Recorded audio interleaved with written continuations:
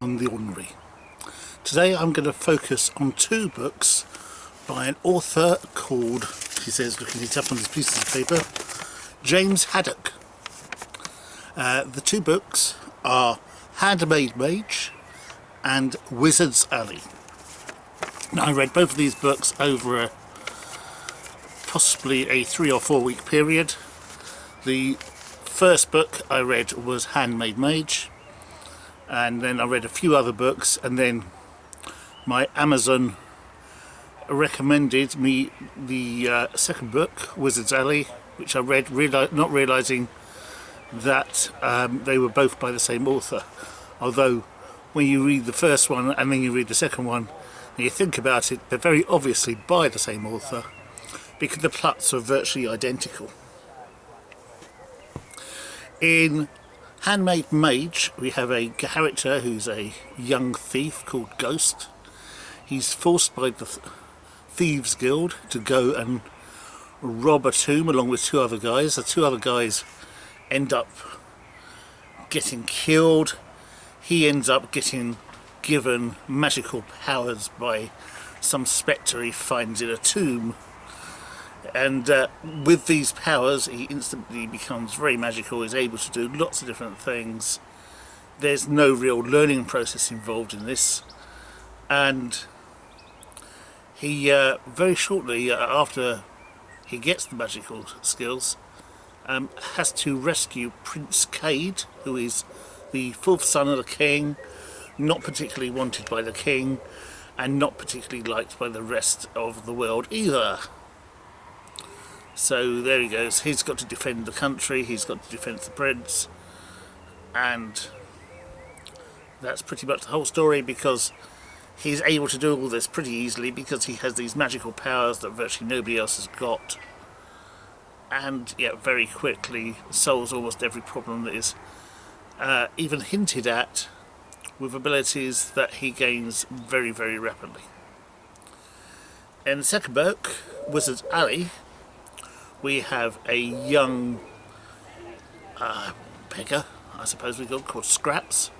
So called because he lives on scraps as far as eating, and also because he wears scraps of clothing. And he's a witness to a duel, a fight, if you like, between two wizards, a blue wizard and a red wizard. And as they are fighting, they are both hit by lightning, and he absorbs all that power and knowledge and becomes a magenta wizard. He even changes his name to Hugh Magenta later on in the book. You could say he was a purple wizard instead. It doesn't really matter. Basically, he's absorbed both the powers, the blues and the reds. And along with that, he very quickly assumes the ability to get the power to instantly absorb a book, or almost instantly absorb a book, and instantly absorb the knowledge of any human that he happens to meet. And again, he has wondrous powers and is able to do pretty much everything. The only difference between the two is in the Wizard's Alley, Scraps is able to do only so much before he gets too tired, whereas with Ghost he doesn't seem to have that much of a restraining thing. But even so, both of them are able to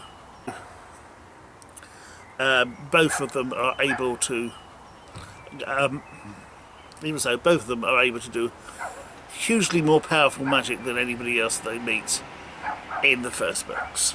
And these are both like first books of the series, without the rest of the series having been written, which seems odd to write one and then not write another one, but instead write another book which is almost identical. I don't understand why that is. Again, like with Ghosts, Scraps is friendly with a member of royalty. In this case, he ends up killing the king of the country he's in and put it in position of power Queen Pam. And her country is very much under attack by two countries either side of theirs, which are South Landing and North Landing, and also she has problems internally with the other lords. So first of all, Scraps deals with South Landing. He gets back all the stuff that they've essentially stolen from her country, and then North Landing invades, and he deals with the 10,000 army and the 5,000 sailors and the prince almost immediately. But you're left at the end with the internal problems, with a whole load of red wizards attacking both Scraps and Pam, and then having to relocate to a land that he fortuitously found earlier on in the book, and which holds his people and can't be reached by anybody else unless they're able to do magical portal abilities, and they have to know about the place first. So what can I say about these books? Well, first of all, they are relatively readable in that they flow. There's no point where you're going, oh, I'm really struggling to read this book. But that's because it's really lightweight. You've got no real character growth from either character. I mean, in one of them, the character growth is within the first 4 chapters of the book, and then after that there's no real character growth at all. In the other one, there's almost no character growth after the second chapter.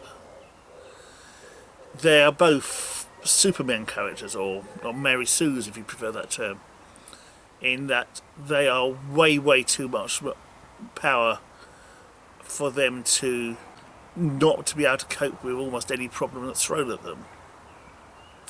And that makes it really difficult for you to empathise with them, because how are you going to care about somebody who you know can't be defeated anyway? And oh, what else can we say? We could also say that they're being edited, so the books don't have obvious spelling and grammar mistakes, which I suppose is a good thing. It shouldn't be something I need to be saying about a book, but I'm struggling to think of good things to say about it. And now I'm struggling. I really don't know what else I can say positive about the books. There is nothing. There is no depth to these books. The magic systems in both books are weak in that both books, both magic systems are basically the protagonist can do what they want really, and there's really little kickback on that. Okay, there's a little bit more with the second book, Wizard's Alley, in that if he does too much he gets tired. But there's no real explanation of how he has so much power, how he is able to manipulate so much power so easily, what it does to his body, because presumably it doesn't do anything other than make him a bit tired. So that's not brilliant. And you know, the power comes from the earth. It's mentioned in Wizard's Alley. It's not even mentioned where the power comes from in Handmade Mage, and it doesn't seem to have any qualifiers at all. So it's not so much as a magic system as it is a wish system. I wish to be able to do that. Oh look, I can do that. I want to build housing for 10,000 people. Oh right, it's done in about 13 seconds. I can't recommend either book. If you have to read one of the two, then the second one, Wizard's Alley, is slightly better than Handmade Mage, but I'd put one at 2 out of 10 and the other one at 3 out of 10. They are really quite poor. The author says he is a pantser, which means that he writes as his plans, he doesn't plan beforehand. However, perhaps he should spend a little bit of time planning, you know, just basic things like character arcs and power.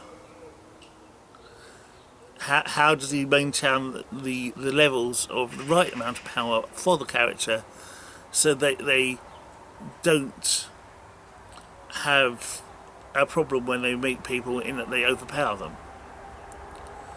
They don't appear to care, or he doesn't appear to care, but it means that his books are basically rubbish. I read them on Kindle Unlimited, so it's cost me nothing to read them other than my normal subscription. But I wouldn't recommend that anybody else reads them. Unless you're related to James Haddock, that is. So thank you for watching Beyond the Ordinary. This has been Nigel. Goodbye for now.